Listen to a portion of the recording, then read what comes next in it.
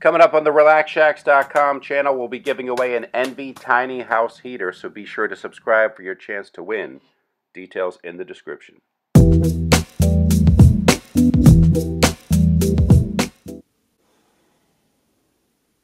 Oh, that kind of hurts. What's up, Deke? RelaxShacks.com coming at you with some tiny house tips. Also want to say we got some workshops in the way, fully hands-on. We're one of the few that does, or maybe the only that does fully hands-on workshops. Going to be one near Boston and another near Seattle. Both treehouse and tiny house building related. You'll actually build RelaxShacks.com for details. Want to drop some tiny house tips here and there on Facebook, just because we see a lot of things people do all the time, or in builds or one showcase online that aren't exactly what I would do or what I recommend others should do. And I'll drop some here and there. First one being dormers. I see a lot of people getting overzealous and crazy with dormers.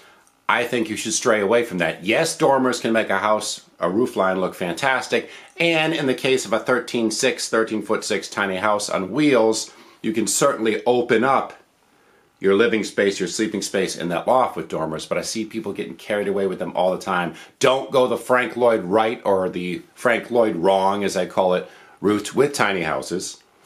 The reason being, anytime you're working all these dormers and gambrel roofs and, a Dutch hip roof and all these things into your tiny house, your little tiny house roof, you're making things way too complicated. Tougher to frame, tougher to cut roofing properly for that.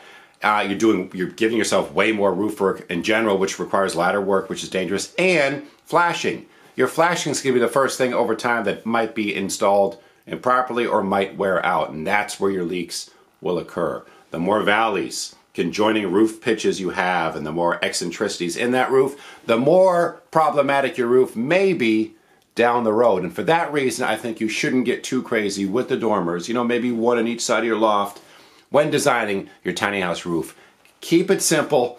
Keep yourself from going insane because of the work and mathematics involved when figuring out more complex roofs, and keep it budget friendly. And that is my tip. Again, many workshops in the way through RelaxShacks.com. Hope you check some of those out, and we'll see you with the next tips.